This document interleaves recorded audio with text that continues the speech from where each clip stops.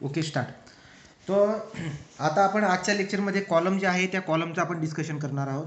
तो कॉलम जो आहे DRS या सब्जेक्टमधला महत्त्वाचा टॉपिक आहे आपल्याकडे कॉलम. ठीक आहे, तो कॉलमचं डिस्कशन आपण करणार आहोत. कॉलम जर बघायला गेला सगळ्यात पहिले आपण पॉईंट काय लक्षात घेणार आहोत की कॉलम जो आहे, कॉलम हा एक मेंबर आहे बिल्डिंग कन्स्ट्रक्शनमधला. जर बघायला गेला तर बिल्डिंगचा एक मेंबर आहे, बरोबर का. तो कॉलम एक बिल्डिंग मेंबर आहे. डन.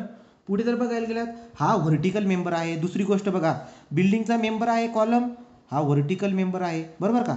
तुमच्या लक्षामध्ये येईल की जेवढे पण स्लॅब रेस्ट आहे त्याला सपोर्ट करणारा कोण आहे, त्याला सपोर्ट करणारा हा कॉलम आहे. तो ठीक आहे. तो हा जो व्हर्टिकल मेंबर तुम्हाला दिसायला भेटतोय हा कॉलम आहे. हा जो व्हर्टिकल मेंबर दिसायला भेटतोय हा कॉलम आहे. तो कॉलम एक व्हर्टिकल मेंबर असतो, बिल्डिंगचा मेंबर आहे. ओके. पुढे काय बरं का, पुढचा पॉईंट जर तुम्ही बघायला गेला तर दुसरा पॉईंट असतो आपल्याकडे की कॉलम हा कॉम्प्रेसिव्ह मेंबर आहे. कॉलम कॉम्प्रेसिव्ह मेंबर आहे. कॉम्प्रेसिव्ह मेंबर का बरं आहे बरं का, कॉम्प्रेसिव्ह मेंबर का आहे हा, कारण की याच्यामध्ये जो पण लोड येणार आहे तो कॉम्प्रेसिव्ह लोड आहे. बघा, या मेंबरला कॉम्प्रेस करणारा लोड आपल्याला दिसायला भेटणार. तर कॉलममध्ये कॉलम जो आहे तो कॉम्प्रेस होत असतो, त्यामुळे आपण बोलताना काय बोलणार की कॉलम एक कॉम्प्रेसिव्ह मेंबर आहे. ओके का. आपल्याकडे जनरली कॉलमचे आपल्याकडे जनरली दोन प्रकार पडतात. तो कुठले बरं का, एक आहे शॉर्ट कॉलम आणि दुसरा आहे लॉंग कॉलम. शॉर्ट कॉलम आणि लॉंग कॉलम असे दोन प्रकार आपल्याकडे असतात. बोला, समजलं का इथपर्यंत. काय बोललो, कॉलम हा बिल्डिंग मेंबर आहे. ठीक आहे. दुसरा पॉईंट काय बोललो तुम्हाला, तो कॉलम हा बिल्डिंग मेंबर आहे. दुसरा पॉईंट सांगितला तुम्हाला की दुसरा पॉईंट सांगितला की कॉलम व्हर्टिकल मेंबर असतो, कॉलम कॉम्प्रेसिव्ह मेंबर आहे आणि याचे दोन प्रकार पडतात, शॉर्ट कॉलम आणि लॉंग कॉलम. आता शॉर्ट कॉलम आणि लॉंग कॉलम कोणाला बोलायचं त्यासाठी आपण एक एक करून बघूया. पहिला घेतला मी शॉर्ट कॉलम. तर कोणीही आपल्याला विचारून टाकतं की तुम्ही कॉलमबद्दल काय बोलणार, तर तुम्ही बोलणार की कॉलमचे मुख्यतः दोन प्रकार पडतात, शॉर्ट कॉलम आणि लॉंग कॉलम. बरं, मग शॉर्ट कॉलम कोणाला बोलतो आपण, शॉर्ट कॉलम म्हणल्यावरती यासाठी आपल्याकडे एक टर्म असते जिचं नाव आहे स्लेंडरनेस रेशो. हा स्लेंडरनेस रेशो काय असतो बरं का, हा असतो effective length by least lateral dimension याचा रेशो असतो. बघा, तो स्लेंडरनेस रेशो जो असतो त्याला आपण कसं डिफाईन करतो, it is the ratio of effective length to the least lateral dimension. यांचा जो रेशो असतो याला स्लेंडरनेस रेशो बोलतो. जर हा स्लेंडरनेस रेशो 12पेक्षा जर का कमी असला, हा स्लेंडरनेस रेशो 12 किंवा 12पेक्षा जर का कमी असला तर अशा कॉलमला आपण शॉर्ट कॉलम बोलतो. अशा कॉलमला आपण काय बोलतो, शॉर्ट कॉलम बोलतो. तो बेसिक लेवलला आपण काय लक्षामध्ये घेत आहोत, मला जर का शॉर्ट कॉलमला डिफाईन करायचं असेल की शॉर्ट कॉलम कोणाला बोलतात, त्यासाठी मला एका कन्सेप्टची गरज पडणार आहे. कन्सेप्टचं नाव काय आहे, स्लेंडरनेस रेशो. हा स्लेंडरनेस रेशो काय असतो बरं का, हा स्लेंडरनेस रेशो आहे कोणाचा, length to the dimension LLD. पण आता तुम्हाला समजून घ्यायला पाहिजे की इफेक्टिव्ह लेंथ म्हणजे काय आणि LLD म्हणजे काय. जेव्हा हे तुम्हाला समजून जाईल त्याच्यावरून तुम्ही बोलू शकतात काय बरं का, की स्लेंडरनेस रेशो जर का 12 किंवा 12पेक्षा कमी असेल तर अशा प्रकारच्या कॉलमला शॉर्ट कॉलम बोलतात. डिप्लोमाच्या लेवलला शॉर्ट कॉलमची डिझायनिंग यायला पाहिजे आपल्याला. ओके का, तो शॉर्ट कॉलमची डिझायनिंग यायला पाहिजे आपल्याला. एक मिनिट.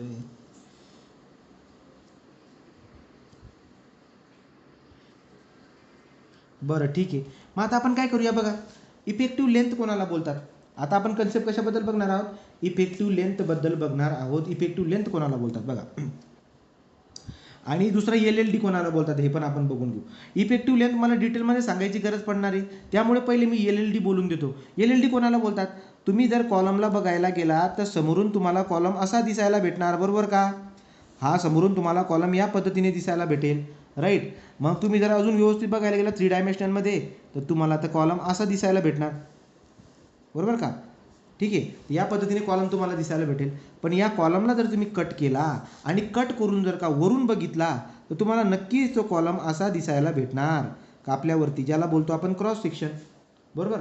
मग आता तुमच्या लक्षात काय येईल की समजा या कॉलमचं जर डायमेन्शन बघायला गेलो ते आहे समजा 230 mm आणि याची जी डेप्थ तुम्हाला दिसायला भेटते ही 300 mm आहे.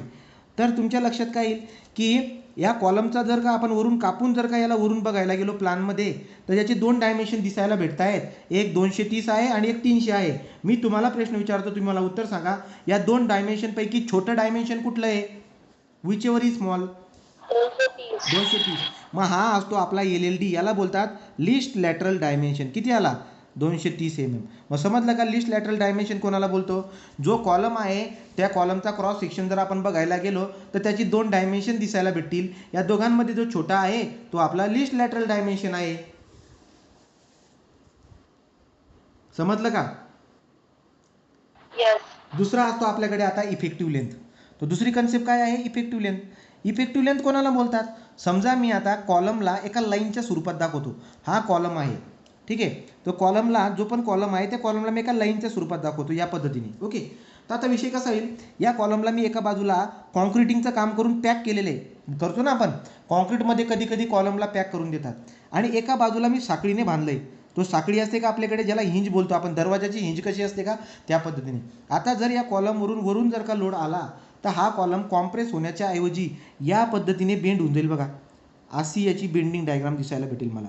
तो असा बेंड होऊन जाईल. तो फिक्स असल्यामुळे या पद्धतीने बेंड होईल. आणि इकडे हिंज असल्यामुळे, हिंज आहे ना, साखळी ना ती, तो साखळी तर मोकळं राहते, या पद्धतीने आपल्याला दिसायला भेटेल. मग तुमच्या लक्षामध्ये काय येईल की टोटल, भलेही कॉलमची लांबी इथून ते इथपर्यंत असू द्या, टोटल लांबी आहे ही, या टोटल लांबीला बोलतात अनसपोर्टेड लेंथ. काय शब्द येईल त्यासाठी? Unsupported length. तुम्हाला उदाहरणामध्ये शब्द दिसायला भेटेल. तो अनसपोर्टेड लेंथ म्हणजे काय बरं का? Total length of column is called as a unsupported length. पण कॉलम जेव्हा बेंड होत असतो तर बेंड झालेला जेवढा पोर्शन आहे, त्या बेंड झालेली जेवढी पण हाईट आहे कॉलमची, त्याला बोलतो आपण इफेक्टिव्ह लेंथ. त्याला काय बोलतो आपण? Effective length. समजलं का? बोला. Effective length. Total length of the column is nothing but the unsupported length. परंतु कॉलमची जेवढी लेंथ बेंड झालेली आहे तिला बोलतात इफेक्टिव्ह लेंथ. मग इफेक्टिव्ह लेंथ आणि हा LLD या दोघांचा रेशो जर का तुम्ही घ्यायला गेला आणि तो 12 किंवा 12पेक्षा कमी आला तर त्याला शॉर्ट कॉलम बोलतात. बोला, समजलं का? चलो, मग आता आपण पुढे जाऊया. तर तुम्हाला पहिला शॉर्ट कॉलम म्हणजे काय ते कळालं असणार. आता आपण दुसऱ्या कन्सेप्टकडे जाऊ, तो म्हणजे लॉंग कॉलम. तो शॉर्ट कॉलम जर कळाला असेल तर लॉंग कॉलम पण कळून जाईल. डिग्रीला तुम्हाला लॉंग कॉलम जे आहे, डिग्री किंवा मास्टर लेवलला, मास्टरला तुम्हाला लॉंग कॉलमची डिझायनिंग करायला विचारतो तो, ठीक आहे. तो पहिले आपण काय करू, लॉंग कॉलम जो आहे त्या लॉंग कॉलमबद्दल बघू. काय बोलणार बघा. जर समजा effective length by least lateral dimension, याचा जो रेशो आहे, ज्याला बोलतो मी स्लेंडरनेस रेशो, हा जो रेशो आहे, हा जर का 12पेक्षा मोठा असला, म्हणजे 13, 14, 15 असा, तर याला बोलून देतो आपण long column. If slenderness ratio that is effective length by least lateral डायमेन्शनचा हा जो रेशो आहे, हा 12पेक्षा जर का जास्त आला तर त्याला लॉंग कॉलम बोलतात. तुम्हाला शॉर्ट कॉलम आणि लॉंग कॉलम मधला फरक कळालेला असेल असं गृहीत धरून पुढच्या टॉपिकला जातो. ओके का? चलो, मग आता प्रश्न असा पडतो की सर समजा डिटेलमध्ये त्याने थिअरी प्रश्न विचारतो तो इफेक्टिव्ह लेंथबद्दल. तो इफेक्टिव्ह लेंथबद्दल आपल्याला थिअरी प्रश्न विचारतो. इफेक्टिव्ह लेंथ, तर मी इफेक्टिव्ह लेंथबद्दल काय थिअरी प्रश्न विचारतो बरं का? बघा बरं, सगळ्यात पहिले तर इफेक्टिव्ह लेंथ म्हणजे काय ते माहिती पाहिजे. मी चालूच बोललो की कॉलमची जेवढी लांबीमध्ये बेंडिंग झालेली असेल ना, ती बेंड झालेली लांबी म्हणजे इफेक्टिव्ह लेंथ. पण टेक्निकली किंवा समजा तुम्हाला पेपरात लिहायचं आहे तेव्हा कसं लिहिणार, तेव्हा कसं लिहावं लागेल तुम्हाला, तर आपण कसं बोलत असतो बघा. इट इज द डिस्टन्स, हे काय असतं, it is the distance between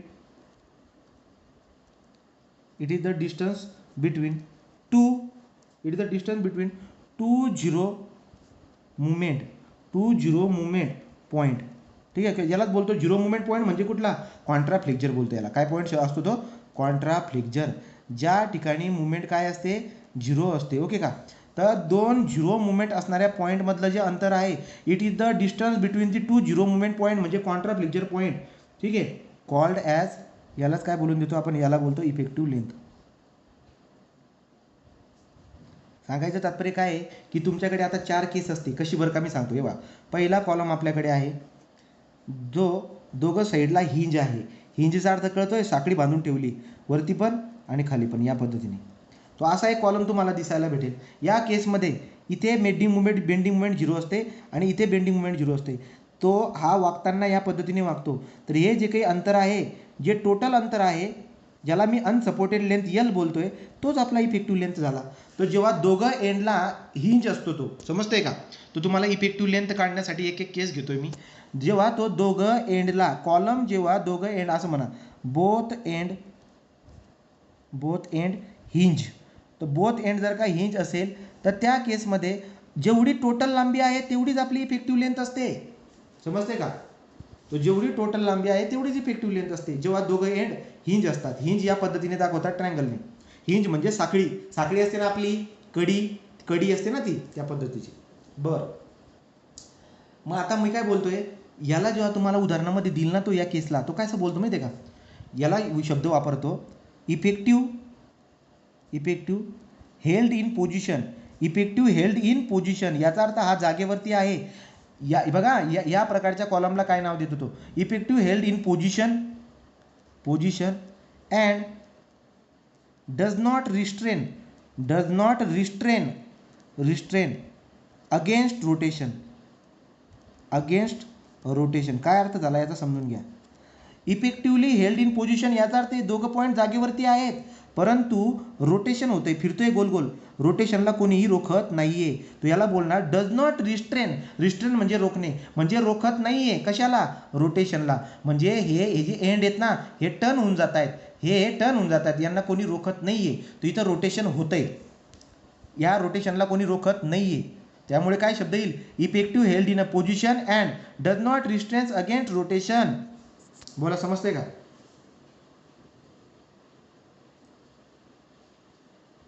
नाही समजलं का? नवीन सांगू का? हे एक्झाम्पल मध्ये विचारेल तुम्हाला तो.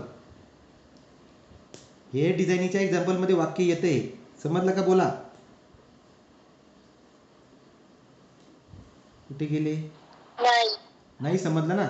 हे बघ, मी काय बोलतोय आता ऐका व्यवस्थित. पहिले हे दोन हिंज आहेत, हे कळालं का तुम्हाला? आपली साखळी असते ना, हे बघा, या पद्धतीने अशी साखळी ना आपली, या साखळीत गुंतून ठेवलेली असं. तो याला या पद्धतीने दाखवतात पुस्तकामध्ये. तर मग हे याला बोलतो आपण की बोथ एंड हिंज आहे. मग हिंज याचा अर्थ काय? ह्या जर कॉलम तुम्ही बाहेर काढायचा ट्राय केला ना, तर ही पोझिशन त्याची काही हलणार नाही, किती पण करून घ्या तुम्ही. ती पोझिशन याची जिथे आहे तिथेच राहणार. तो इफेक्टिव्हली हेल्ड इन पोझिशन म्हणजे यांची पोझिशन चेंज होणार नाही या एंड पॉईंटची. पण हे एंड पॉईंटला रोटेशन होतंय की नाही बघा ना. हा कॉलम असा रोटेट होऊन गेला ना. मग रोटेशन जर होतंय, तो does not restrain again rotation म्हणजे काय? रोटेशनला कोणी धरून ठेवत नाही किंवा रोटेशनला कोणी रोखत नाही. रोटेशनला कोणी रोखत नाहीये. खरं आहे, रोटेशनला रोखत नाही म्हणजे रोटेशन होतंय की नाही बघा ना. व्यवस्थित हे करा. हे बघा, हे पॉईंटची हालचाल होत नाही, जागेवरती आहे, म्हणून effectively held in a position. हे कळालं का तुम्हाला?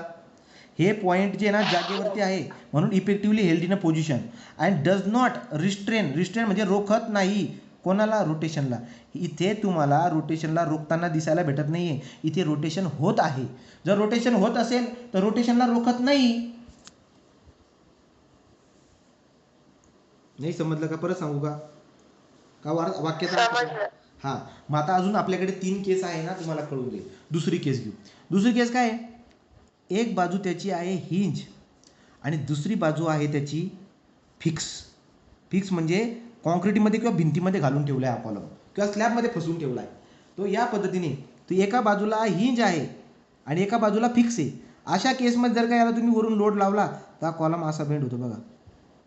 जिकडे हिंज आहे तिकडे काही प्रॉब्लेम नाही आहे, पण जिकडे फिक्स आहे तिथं असा व्हर्टिकल लाईन येऊन जाईल. मग तुम्ही विचार करा की टोटल जी लांबी आहे, ही टोटल लांबी ज्याला मी बोलतो unsupported length L.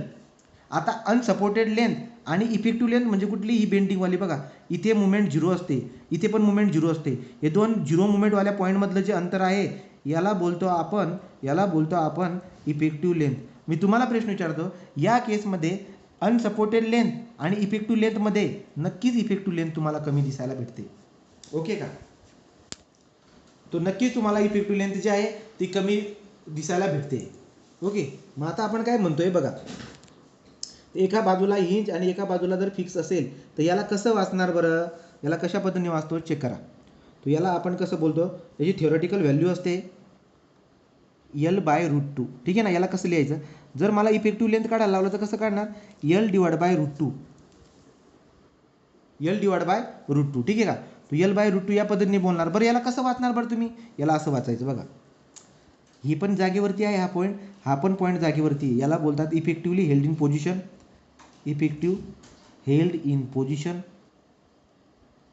And effective held in position and restrain against rotation. बघा इथं रोटेशन होतंय का? इथं जिथे सपोर्ट आहे तिथे रोटेट होतोय का? तो नाही. उभा आहे उभा. इथे असा टर्न झालेला नाहीये. तो effectively held in a position at both end. या दोघं एंडला effective held in position and restrain against rotation at one end only. फक्त एका एंडला रिस्ट्रेन केलेला आहे, दुसऱ्या एंडला रिस्ट्रेन केलेला नाही रोटेशनला. इथे रोटेशन होत आहे, इथे रोटेशन होत नाही. मग इथे होत नाही, मग इथे कसं वाचणार? Restrain against rotation. इथे डज नॉट रिस्ट्रेन्स अगेन्स्ट रोटेशन. तो असं बोलायचं.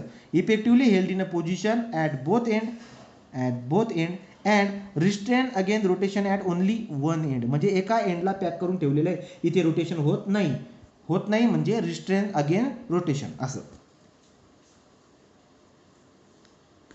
बोला, जमेल का? कन्सेप्ट आहे हे, बेसिक कन्सेप्ट समजलं का? मी डायरेक्ट एक्झाम्पलला चालला जाईल. ठीक आहे. तिसरं काय आता बघा, 3 नंबरची केस आहे आपल्याकडे की याची दोघं एंड फिक्स आहेत. इकडे पण फिक्स आहे आणि इकडे पण फिक्स आहे. आता तुम्ही जर का लांबी बघायला गेला तर याला बोलतो मी अनसपोर्टेड लेंथ L. याची जर का बेंडिंग डायग्राम बघायला गेला तर कसा बेंड होतो? पुढे जाऊन या पद्धतीने असा बेंड होतो हा. ठीक आहे. तर याचा अर्थ असा निघून आला की याची इफेक्टिव्ह लेंथ म्हणजे झिरो मुवमेंट जिथे जिथे आहे हे झिरो मुवमेंट आहे. तर ही जी लांबी असते याला काय बोलतो आपण? याला बोलतो इफेक्टिव्ह लेंथ.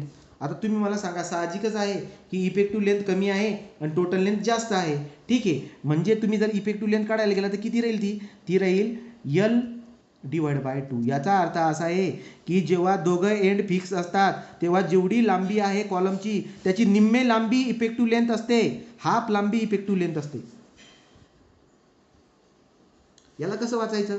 याला वाचणार इफेक्टिव्हली दोघं पॉईंट जे आहे जागेवरती आहेत, तो effective held in position and restrain against rotation at both end. कळालं का? दोघं एंडला रोटेशन होत नाहीला शब्द काय आहे? Restrain against rotation. आलं का? ना इथे रोटेशन बघा ना, व्हर्टिकल लाईन आली म्हणजे इथं रोटेशन होत नाहीये, इथे पण रोटेशन होत नाहीये असं बोलतो मी. कळतंय का नाही? हे लक्षात ठेवायची व्हॅल्यू बघा. हां, आता लास्टवाली उरली. लास्टची केस काय आहे बघा? लास्टची केस काय आहे आपल्याकडे? लास्टवाली केस आहे याचा एक एंड फिक्स आहे आणि दुसरा एंड फ्री आहे. या केसमध्ये कसं होणार? या केसमध्ये जर बेंडिंग बघायला गेलो तर अशी बेंड होईल. ठीक आहे. याची जी अनसपोर्टेड लेंथ आहे आणि इफेक्टिव्ह लेंथमध्ये रिलेशन बघायला गेलात तर इफेक्टिव्ह लेंथ ही दुप्पट असते अनसपोर्टेड लेंथच्या. याला कसं वाचणार? Held in position. बघा हा वाला पॉईंट जागेवरती आहे, पण हा पॉईंट बघा ना चेंज होऊन गेला ना, इथं येऊन गेला. हा पॉईंट सुरुवातीला इथे होता, इथे चालला गेला म्हणजे पोझिशन बदलली. तू इथे काय बोलणार मी? Held in position at one end and restrain against rotation at one end. आलं का?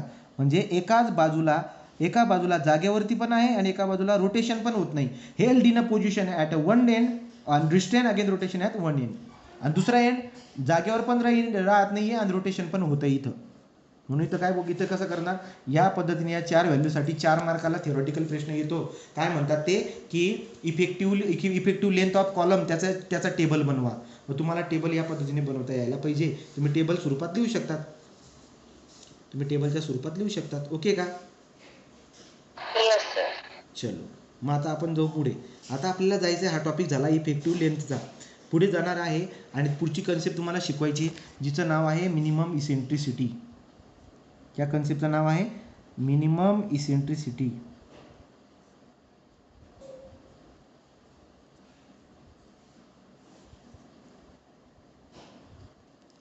मिनिमम इसेंट्रिसिटी बद्दल आपण आता बघणार आहोत. तुम्ही कुठले बी कॉलम जर बघायला गेलात तो जेवढे पण कॉलम आहेत ते सगळे कॉलम आपण कोणासाठी डिझाईन करत असतो, मिनिमम इसेंट्रिसिटी. याचा अर्थ काय होतो सर, हे बघा आता सांगतो. खरं जर बघायला गेलात तर हा कॉलम आहे, या कॉलमला असा बनवायचा की जेणेकरून कॉलमच्या वरती येणारा जो लोड आहे ना, तो लोड बरोबर सेंटरमधून चालला जायला पाहिजे. कारण कॉलमच्या सेंटरमधून जर का लोड गेला तर कॉलममध्ये ताण कमी येतो. फक्त एकच ताण येतो, तो म्हणजे P/A, याला बोलतात डायरेक्ट स्ट्रेस. तो फक्त डायरेक्ट स्ट्रेस येतो, बेंड होत नाही हा कॉलम. जर बराबर सेंटरमध्ये जर का कॉलमच्या सेंटरवरती जर का लोड लागत असेल तर हा कॉलम फक्त कॉम्प्रेस होईल, बेंड होणार नाही. समजलं का? पण असं शक्य आहे का की बरोबर तुम्ही सेंटरवरूनच लोड पास होऊ देणार? आपल्याकडे जे कन्स्ट्रक्शन होत असतात बिल्डिंगचे, त्या बिल्डिंगच्या कन्स्ट्रक्शनमध्ये इतका बारीक विचार करतात का की लोड बरोबर सेंटरमधूनच जायला पाहिजे? एवढा बारीक विचार केला जात नाही. मग डिझायनर काय करतो की असं तर कधी शक्यच नाही आहे की बरोबर हा कॉलमचा जो सेंटर आहे, कुठला सेंटर म्हणतोय बघा, हा वरून बघितल्यावर कॉलम तुम्हाला असा दिसायला भेटेल.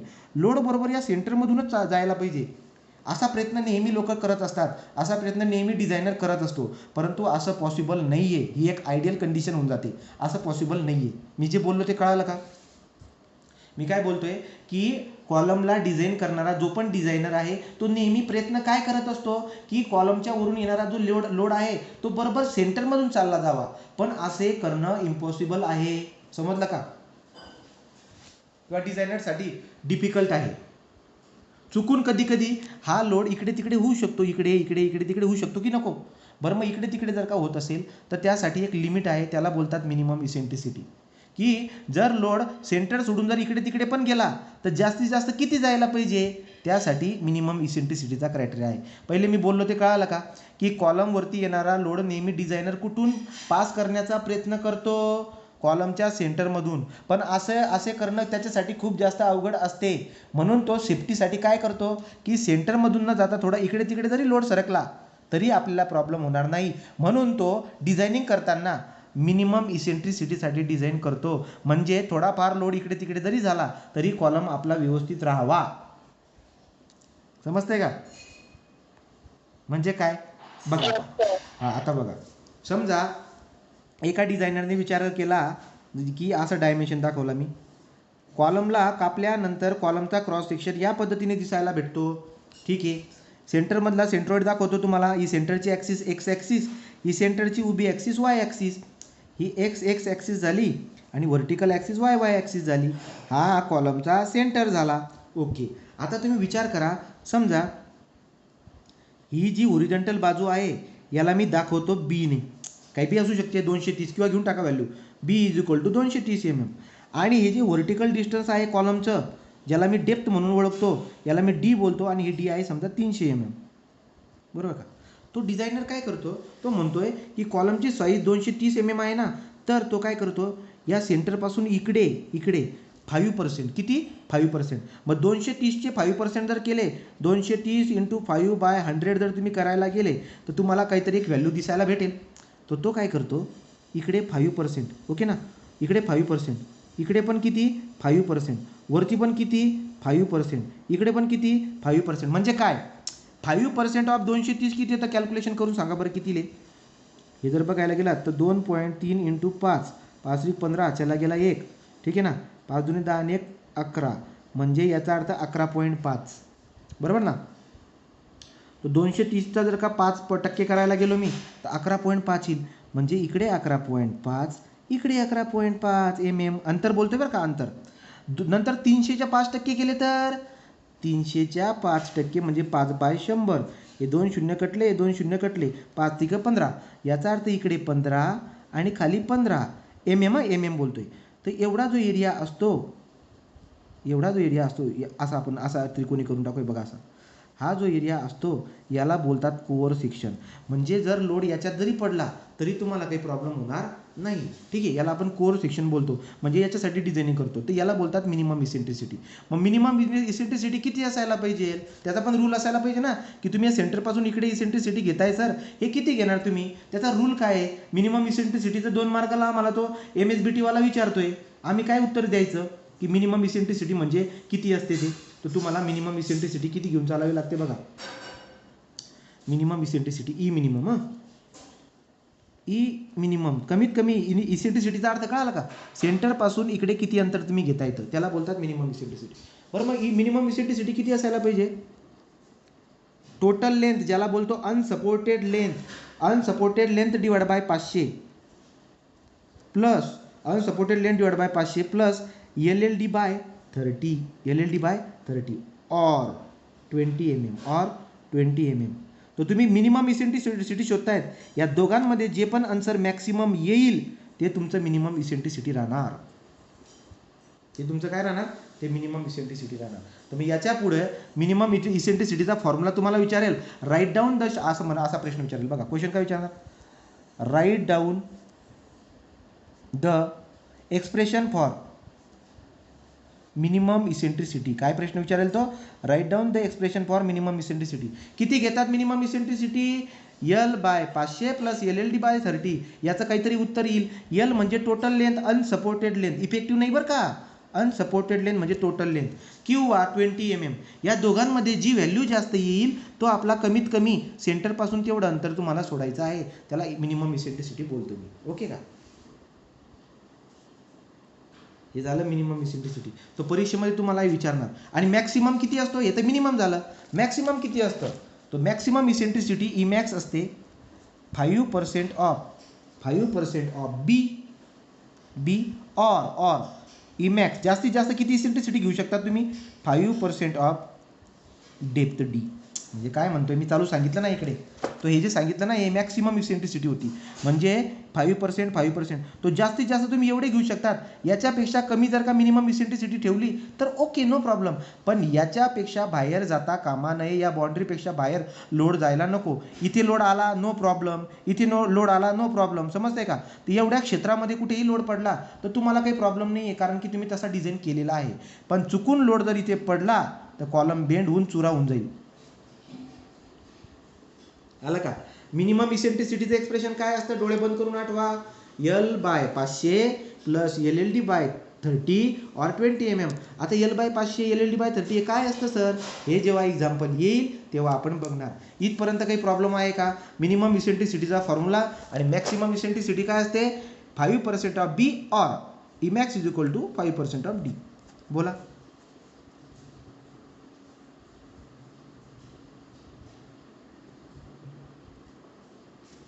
बोला. नाही समजलं का? नवीन सांगू का? समजलं सर. ओके. आता आपण जाऊ पुढे काय बरं का, येथे मिनिमम इसेंट्रिसिटीचं झालं सर. आता पुढे काय आहे? आता बघणार आपण डिझायनिंगचा भाग. तो म्हणजे कुठला? तो बघणार आपण मेन भाग. आता आपण काय बघणार? कोडल प्रोव्हिजन बघणार. काही महत्वाचे पॉईंट आपल्याला बघायचे आहे. काय कोडल प्रोव्हिजन बघायचे बरं का? बघा, कोडल प्रोव्हिजन म्हणजे आपला जो IS कोड आहे, IS कोड 456/2000, हा IS कोडचा वापर आपण रेनफोर्स कॉन्क्रीट स्ट्रक्चर RCC याच्या डिझायनिंग करण्यासाठी वापरतो. आणि या IS कोडमध्ये तुम्हाला कॉलमच्या डिझायनिंग संबंधित काही पॉईंट दिलेले आहेत. काय? सगळ्यात पहिले आपण बघूया लॉन्जिट्युडिनल रेनफोर्समेंट. लॉन्जिट्युडिनल रेनफोर्समेंट म्हणजे मेन बार रेनफोर्समेंट काय असतो बरं का? लॉन्जिट्युडिनल रेनफोर्समेंट म्हणजे काय? जर हा कॉलम असेल, हा बघा हा कॉलम आहे, तर या कॉलममधले जे उभे बार असतात याला बोलतात मेन रेनफोर्समेंट. हे जे उभे बार दिसत आहे हे मेन रेनफोर्समेंट आहे. जर तुम्ही याला कापून बघितलं तर तुम्हाला या पद्धतीने दिसायला भेटणार. हा कॉलमचा डायमेन्शन आहे आणि इथे तुम्हाला हे मेन उभे बार दिसायला भेटतील आणि त्यांना ही रिंग पॅक करून टाकते. या रिंगला बोलतात लॅटरल टाईज. हे बघा, हे जे गोल दिसत आहेत हे गोल काय आहे? हे गोल लॉन्जिट्युडिनल बार आहे, मेन बार आहे. आणि ही रिंग काय आहे? या रिंगला बोलतात लॅटरल टाय. काय बोलतात याला? Lateral ties. आणि हे गोल मेन हे काय आहेत? हे लॉन्जिट्युडिनल बार आहेत. याला लॉन्जिट्युडिनल रेनफोर्समेंट बोलतो. लॉन्जिट्युडिनल बार किंवा रेनफोर्समेंट. ओके का? बरं, IS कोडवाल्यांनी काही रूल दिलेले आहेत लॉन्जिट्युडिनल रेनफोर्समेंट बद्दल. काय बरं का? बघा, तो लॉन्जिट्युडिनल रेनफोर्समेंट बद्दल आपल्याला काय रूल दिलेले आहेत ते आता आपण बघणार आहे. बरं, मग काय दिले बरं का? बघा, सगळ्यात पहिले सगळ्यात पहिला नियम काय आहे? तो आपल्याला सांगतो की तुम्ही जर का कॉलममध्ये स्टील भरत असणार हे मोठे मेन बार, हे बघा ना, हे उभे उभे बोलतोय बरं का, याला गुंफणारे असे असतात, तुम्ही बघितलं असणार ना बाहेरून कॉलममध्ये असा या पद्धतीने साचा आपण टाकतो, तर हे जे आहेत ना हे गुंफणारे, याला लॅटरल टाईज बोलतो आपण. तर मी काय बोलतोय की जे तुम्ही मेन बार भरतायत ना, मेन बार म्हणजे कुठले, हे जे उभे उभे गोल गोल गोल गोल दिसत आहेत ना, याला बोलतो मी मेन बार. तर मेन बारचं पर्सेंटेज कुठल्याही हालतमध्ये कमी असायला नको. कोणापेक्षा कमी असायला नको ते सांगतो बघा. मिनिमम पर्सेंटेज ऑफ स्टील, तो AST मिनिमम कमीत कमी. जर तुम्हाला या कॉलमला RCCचा कॉलम बोलायचा असेल, म्हणलं नाही का, काय बोलतोय, या कॉलमला जर तुम्हाला RCCचा कॉलम बोलायचा असेल तर RCC म्हणजे याच्यामध्ये स्टील पण पाहिजे. बरं, RCCचा कॉलम बोलण्यासाठी याच्यामध्ये स्टील किती असायला पाहिजे, याचा स्टील असायला पाहिजे 0.8% of B into capital D. कळालं का, याला बोलतात ग्रॉस एरिया, याला काय बोलतात, ग्रॉस एरिया. तो 0.8% ऑफ ग्रॉस एरिया असं म्हटलं तरी चालेल. तुम्हाला कळतंय का मी काय बोललो, जे मेन रेनफोर्समेंट तुम्ही वापरताय, हे जे गोल गोल दाखवतोय मी, हे तो आपण काय बोलणार बरं का, की तुम्हाला मेन रेनफोर्समेंट किती वापरायचे आहेत, कमीत कमी AST मिनिमम किती पाहिजे, 0.8% ऑफ ग्रॉस एरिया, कमीत कमी एवढा तरी पाहिजे. याच्यापेक्षा कमी स्टील जर का तुम्ही वापरला तर तो RCCचा कॉलम म्हणून ओळखला जाणार नाही, तो कॉन्क्रीटचा कॉलम ओळखला जाईल. आणि जास्तीत जास्त किती, जास्तीत जास्त तुम्ही स्टील मेन बार किती भरू शकतात. लॉन्जिट्युडिनल रेनफोर्समेंट म्हणजे मेन बार, मेन बार म्हणजे उभे उभे बार, हे जे तुम्हाला वरून गोल गोल दिसायला भेटतात हे मेन बार आहेत, हे लॉन्जिट्युडिनल बार आहेत. तर ते कमीत कमी किती असायला पाहिजे, 0.8% ऑफ ग्रॉस एरिया. आणि जास्तीत जास्त किती असायला पाहिजे, 6% of gross area. Gross area समजलं का नाही, 6% of gross area. Gross area म्हणजे कुठला, टोटल एरिया. हा नाही का, बघा इथून तर इथपर्यंत काय आहे, हा B, इथून तर इथपर्यंत किती आहे, हा D. समजतंय का, तो हा जो टोटल एरिया आहे, या टोटल एरियाचा 0.8% कमीत कमी एवढा पाहिजे, आणि जास्तीत जास्त 6% पाहिजे. मग तुम्ही म्हणणार की सर या टोटल एरियाच्या 7% जर का हे गोल गोलवाले बार जर का भरले तर काय प्रॉब्लेम होऊन जाईल. याचा अर्थ जर तुम्ही AST मॅक्सपेक्षा जास्त स्टील जर का भरला तर तो RCCचा कॉलम राहणार नाही.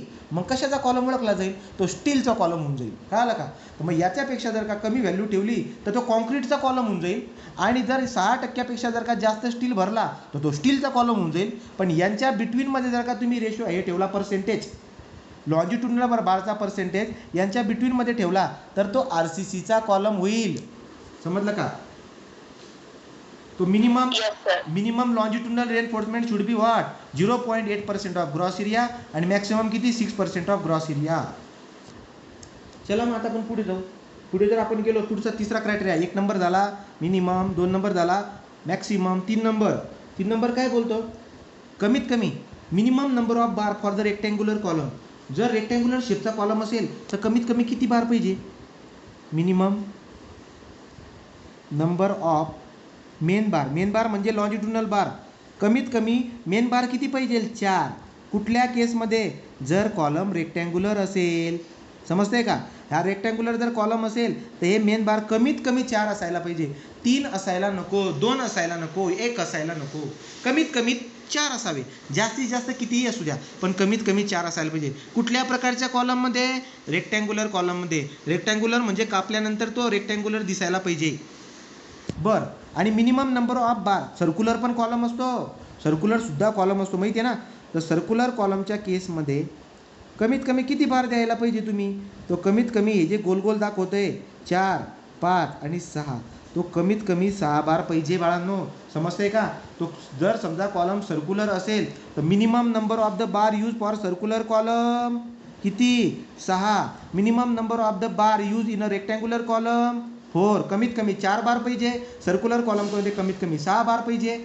जो पण तुम्ही मेन बार वापरताय त्याचा कमीत कमी एरिया 0.8% ऑफ ग्रॉस एरिया असायला पाहिजे, जास्तीत जास्त 6% असायला पाहिजे. आणि तुम्हाला RCCचा कॉलम बनवायचा असेल तर 0.8% ऑफ ग्रॉस एरिया ते 6% ऑफ ग्रॉस एरिया याच्यामधली व्हॅल्यू घ्यायची. 3 क्रायटेरिया कळाले का, AST minimum, AST maximum, minimum number of main बार किंवा लॉन्जिट्युडिनल बार. चलो आता आपण जाऊ पुढे जर आपण आता बघायला गेलो तर तिसरा पॉईंट आपल्याकडे आहे मॅक्सिमम डायमीटर. बघा मिनिमम डायमीटर बद्दल कसा पॉईंट आहे तो पुढचा पॉईंट. पुढचा पॉईंट काय आहे, मिनिमम डायमीटर, हां minimum diameter of column, minimum diameter of column use as longitudinal reinforcement, longitudinal reinforcement म्हणजे मेन बारसाठी कमीत कमी डायमीटर किती पाहिजे, diameter should not be less than 12 mm. काय अर्थ झाला याचा, तुम्ही जो हा कॉलम बनवता या कॉलममध्ये जो हा उभा बार ठेवता ज्याला तुम्ही लॉन्जिट्युडिनल बार किंवा मेन बार बोलता, हा कुठल्याही हालतमध्ये 12 mm पेक्षा कमी असायला नको. आपल्या गावाकडे बिल्डिंगचं बांधकाम करतात आणि बांधकाम करणारा कॉलममध्ये ना 10 mm चा बार वापरून टाकतो, त्याच्यावरती केस टाकता येईल तुम्हाला. कारण नियम काय सांगतो, IS कोड 456 2000 हा IS कोड काय बोलतो की कॉलम बनवण्यासाठी जे उभे बार टाकतायत ते 12 mm पेक्षा कमी असायला नको. आणि तुम्ही 10 mm वाला वापरताय, केस होऊन जाईल त्याच्यावरती. समजतंय का नाही? Yes sir. राईट. तो मग काय बोललो बघा, minimum diameter of column use as longitudinal reinforcement should not be less than 12 mm. तो मेन बार म्हणून जो तुम्ही बार वापरतायत 12 mm पेक्षा कमी असायला नको. तो मेन बारची माहिती सफिशियंटली झाली. काय काय शिकलात मेन बारमध्ये, मेन बारचा कमीत कमी एरिया 0.8% ऑफ ग्रॉस एरिया असायला पाहिजे. ग्रॉस एरिया म्हणजे B/D. Maximum area 6% of gross area असायला पाहिजे. ग्रॉस एरिया म्हणजे B/D. Minimum number of bar, rectangular column असेल तर 4, सर्क्युलर कॉलम असेल तर 6. पुढे या, तुम्ही जर का कॉलममध्ये बार वापरतायत मेन बार तर त्याचा डायमीटर 12 mm पेक्षा कमी असता कामा नये. मग आता आपण बघणार, हा झाला मेन बार. आता आपण पुढचा बघणार लॅटरल टाईज. आता आपण कशाबद्दल बघणार, लॅटरल टाईज. लॅटरल टाईज म्हणजे काय, या मेन बारला धरून ठेवणारे जे पण बार किंवा जे पण रिंग्स असतात यांना दुनिया काय बोलते, यांना दुनिया बोलते लॅटरल टाईज. याला बोलतो आपण लॅटरल टाईज, त्याला लॅटरल टाईज बोलतो आपण. लॅटरल टाईजचं काय काम आहे, हे जे मेन बार आहेत, तुम्ही जर का समजा प्लानमध्ये बघायला गेलात तर हा कॉलमचा सेक्शन आहे, इथे मेन बार, हा मेन बार, हा मेन बार, हा मेन बार, यांना धरून ठेवायचं काम ही लॅटरल टाईज करतात, या रिंग करतात. या रिंग या मेन बारला बाहेर जाऊ देत नाही किंवा याच्यामधला कॉन्क्रीटला बाहेर जाऊ देत नाही. कोण, ही रिंग. या रिंगला काय बोलतात, लॅटरल टाईज. बरं, मग आता याची माहिती आपण घेणार आहोत लॅटरल टाईजची. पहिली माहिती काय आहे बघा लॅटरल टाईजबद्दल. लॅटरल टाईजला आपण ट्रान्सवर्स रेनफोर्समेंट पण बोलतो. काय बोलतो, ट्रान्सवर्स रेनफोर्समेंट. लॅटरल टाईजला दुसरा शब्द आहे ट्रान्सवर्स रेनफोर्समेंट. बरं, आता काय करणार बरं का, पहिला बघा तो पहिला पॉईंट. आता याच्यात काय बघायचं आपल्याला, जो पण तुम्ही लॅटरल टाईज म्हणून ती रिंग वापरताय त्याचा डायमीटर जो आहे तो कमी असायला नको. कोणापेक्षा, म्हणजे मी असं बोलतो बघा, डायमीटरला मी फायने दाखवतो ना, आणि लॅटरल टाईज आहे तो लॅटरल असा शब्द वापरतो. तो डायमीटर ऑफ लॅटरल टाईज जो आहे ना, लॅटरल टाईज, याचा डायमीटर कमी असायला नको. कोणापेक्षा कमी असायला नको, जो तुम्ही लॉन्जिट्युडिनल बार वापरलेला आहे, ठीक आहे ना, तो लॉन्जिट्युडिनल डाया ऑफ असं म्हणा, डाया ऑफ किंवा असं म्हणा dia of main bar. Longitudinal bar म्हणजेच काय, मेन बार म्हणजे उभा bar. Dia of main bar by 4 करायचा. समजा डायमीटर ऑफ मेन बार तुम्ही 16 mm चा वापरलेला ना, तो 16/4 जर केलं तर उत्तर 4 येईल. तो diameter of main bar /4. Okay. और 6 mm which ever is maximum. या दोघांमध्ये जी व्हॅल्यू जास्त येईल एवढा बार लॅटरल टाईजसाठी वापरायचा. फॉर एक्झाम्पल काय म्हणायचे मला, समजा diameter of main bar me 20 mm डायमीटरचा बार वापरलेला आहे, 20 mm. मग 20/4 केलं तर किती आन्सर येईल, 5. तो उत्तर किती येईल, 5.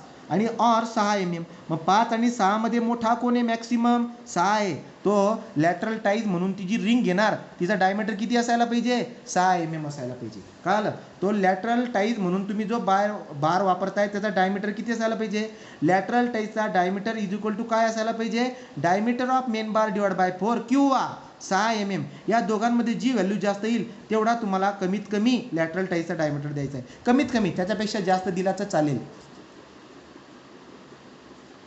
समजतंय का नाही, समजते. हां, तो हा झाला पहिला पॉईंट लॅटरल टाईज बद्दल. बरं, मग पुढे जाऊ आपण. आता पुढचं काय, तुम्ही लॅटरल टाईज तर लावताय पण त्याच्यामध्ये पेसिंग ठेवावी लागते, गॅप ठेवावा लागतो ना, याला बोलता स्पेसिंग, याला बोलतो आपण स्पेसिंग. ही स्पेसिंग किती ठेवायची सर, ही स्पेसिंग किती ठेवायची, तर ही स्पेसिंग तुम्हाला जास्तीत जास्त किती ठेवायची, यस मॅक्स. एकतर list lateral dimension, list lateral dimension म्हणजे काय तुम्हाला शिकवलं मी.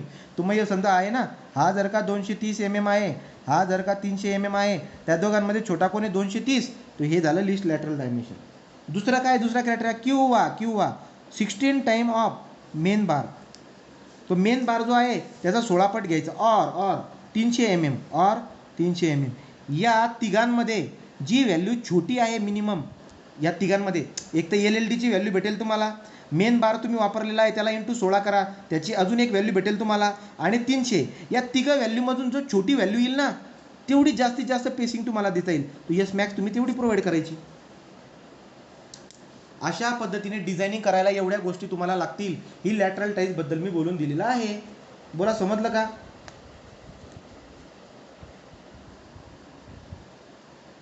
नसेल समजलं तर नवीन सांगतो बाळांनो, कळालं का नाही? समजलं. ठीक आहे.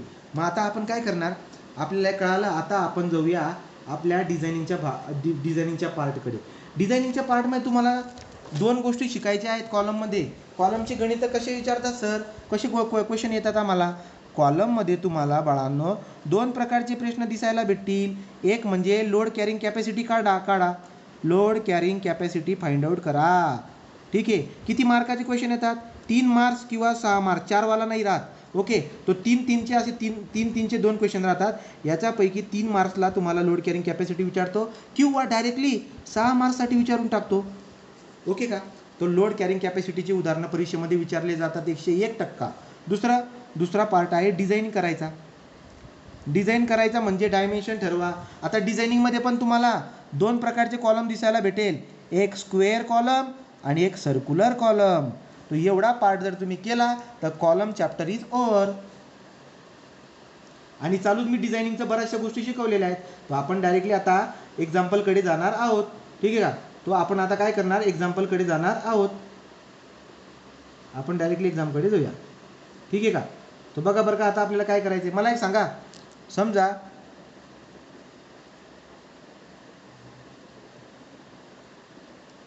हा कॉलम दिलाय, हा कॉलम आपल्याला दिलेला आहे, आणि तुम्ही जर बघायला गेला हा कुठला कॉलम आहे, स्क्वेअर कॉलम दिलेला आहे तुम्हाला. मला एक सांगा, हा कॉलम जर आहे तर याच्यामध्ये कॉन्क्रीट आणि स्टील आहेत ना, आहेत की नाही? हे जे ट्रायंगल दाखवतोय, हे जे डॉट दाखवतोय, ट्रायंगल म्हणजे ॲग्रिगेट, डॉट म्हणजे वाळू, बरोबर का? इथे गोल गोल करून जर दाखवलं तर हे काय आहे, हे तर सळ्या आहेत सर, हे तर बार आहेत, बरोबर का? म्हणजे या पद्धतीचा कॉलम असतो. सांगायचं तात्पर्य काय आहे की RCCच्या कॉलममध्ये तुम्हाला कॉन्क्रीट पण दिसायला भेटेल आणि स्टील पण दिसायला भेटेल, बरोबर की नाही? तुम्हाला कॉलम पण दिसायला भेटेल आणि स्टील पण दिसायला भेटेल. ओके का? आता विचार करा, हा जो तुम्हाला पहिला टॉपिक शिकायचा आहे load carrying capacity find out करायचा.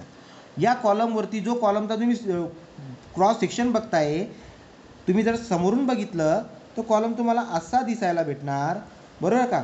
तर कॉलमवरती येणारा जो हा लोड आहे, हा लोड P आहे. कॉलमवरती येणारा जो हा लोड आहे, हा लोड किती आहे, P आहे. ठीक आहे. P जरी लोड असला तर तुम्ही डिझायनिंग करताना PU एवढा लोड घेणार. हा किती असतो बरं का, तो ते तुम्हाला मी सांगत आहे. बघा, तो PU कसा फाइंड आउट करणार. मग तुम्ही काय म्हणणार की सर या कॉलमवरती तुम्ही जास्तीत जास्त लोड PU एवढा ठेवू शकता. तर PU एवढा तुम्ही लोड जर ठेवू शकता तर हा लोड कोण घेणार, हा this load carry by concrete plus this load carry by steel. बरोबर बोललो का मी? हा जो वरून तुम्ही जास्तीत जास्त लोड ठेवताय ज्याला PU बोलताय, PU म्हणजे काय, अल्टिमेट लोड किंवा याला बोलतात फॅक्टर्ड लोड. तो तुम्ही वरून जो हा लोड ठेवताय अल्टिमेट लोड किंवा फॅक्टर लोड ज्याला तुम्ही PU बोलताय, हा लोड कोण कोण घेणार, load registered by concrete, load registered by steel, PC plus PS. बोला, कळालं का हे वाक्य काय बोललो मी? तर वरून येणारा लोड कॉन्क्रीट घेतो आणि तो load registered by concrete, load registered by steel. बरोबर आहे सर? बरं, लोडचा फॉर्म्युला तुम्ही जर का आठवत असेल तुम्हाला तर तुमच्या लक्षामध्ये येईल की लोडचा फॉर्म्युला काय असतो. बघा, मला लोडचा फॉर्म्युला काढायचा आहे. तो लोड म्हणजे P. लोड कसं दाखवतात, लोड कसा दाखवतात? तुम्ही काय म्हणणार सर की आपल्याकडे एक फॉर्म्युला होता, काय? Stress is equal to load upon area. आपल्याला जर का लोड काढायचा असेल तर स्ट्रेस आणि एरियाचा गुणाकार करावा. तो स्ट्रेस आणि एरियाचा गुणाकार केला का लोड भेटून जातो. बरोबर. मग मला सांगा, हा जर का लोड आहे तर बाळांनो तुम्ही याला असं लिहू शकता का? Stress into area, right. मग स्ट्रेस किती? Stress by concrete into area of concrete. आणि स्टीलमधलं काय बोलणार? Stress by steel into area of steel. समजतंय का? असं करू शकता ना तुम्ही, का नाही समजलं? हा झाला लोड रजिस्टर्ड बाय कॉन्क्रीट, हा झाला लोड रजिस्टर्ड बाय स्टील. आणि लोड म्हणजे काय? Stress into area. लोड म्हणजे काय? Stress into area. हा कॉन्क्रीटचा भाग आहे म्हणून sigma C area of concrete. Steel steel. नाही समजला का सांगा पटकन. समजलं. समजलं. मग आता आपण काय करणार सर, आता तुम्ही ही जी स्ट्रेस घेणार आहे ही स्ट्रेस ॲक्च्युअल स्ट्रेस तर घेत नाही आपण फॅक्टर ऑफ सेफ्टीला पकडून घेतो. तर मग आता ही कॉन्क्रीटमधली स्ट्रेस आहे, कॉन्क्रीटमधली स्ट्रेस आपण घेतो FCK, ज्याला बोलतो कॅरेक्टरिस्टिक स्ट्रेंथ. पण FCK पण नाही घेत, तिच्यापेक्षा पण कमी घेतो. याचा अर्थ काय झाला? याचा अर्थ असा आहे 0.4 FCK. म्हणजे कॉन्क्रीटमध्ये जी स्ट्रेस येते ती कॅरेक्टरिस्टिक स्ट्रेस एवढी येते. कॉन्क्रीटमध्ये येणारा ताण किती असतो? FCK एवढा असतो. पण तरी तुम्ही काय मानून चालतात? 0.4 FCK. याचा अर्थ कॉन्क्रीट एवढाच ताण घेतो. तुम्ही मानतात काय? तुम्ही असा मानतात की कॉन्क्रीट कमी ताण घेतो. त्याच्यामध्ये ताण भलेही FCK असू द्या, पण तुम्ही मानतात कमी घेतो. बरं. इंटू कॉन्क्रीटचा एरिया AC प्लस स्टीलमध्ये स्ट्रेस किती येतो? FY. पण तुम्ही किती घेतात? तुम्ही घेतात 0.87 FY. ओके का? तर इथे घेतो आपण 0.67 FY. 0.67 FY. अजून सेफ्टली गेलो आपण कॉलमच्या केसमध्ये. FY हा झाला स्ट्रेस. आणि एरिया काय आहे बरं का स्टीलचा? AS. या पद्धतीने आपला PUचा फॉर्म्युला बनतो. 6 मार्काचा क्वेश्चन याच्यावरती येऊन जातो.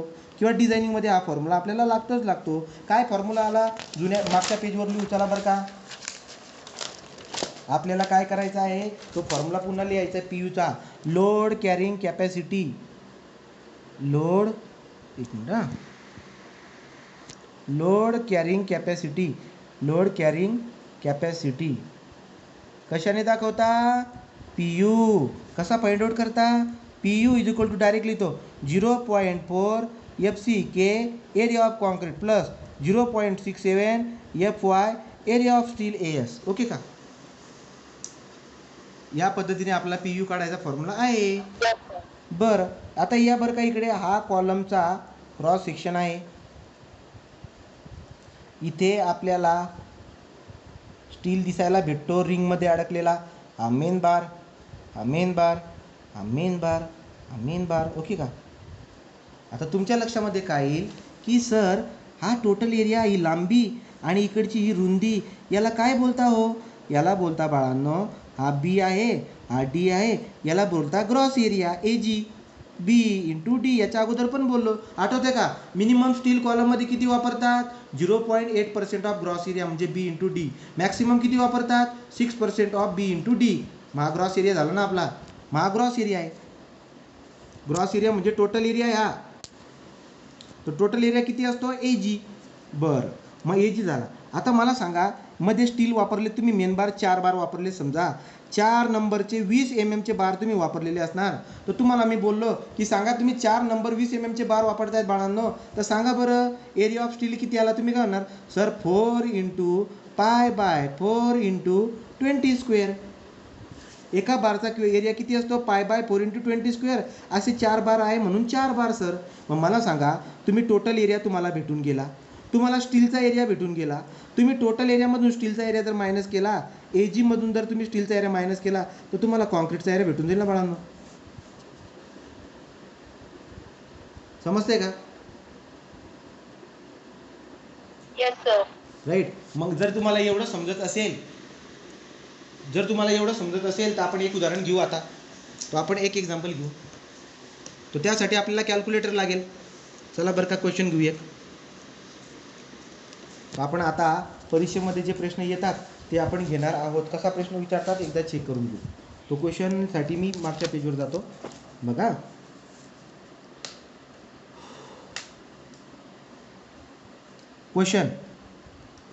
क्वेश्चन विचारतोय, calculate calculate ultimate load carrying ultimate. एक काम करू आपण, इथपर्यंतचा जो व्हिडिओ आहे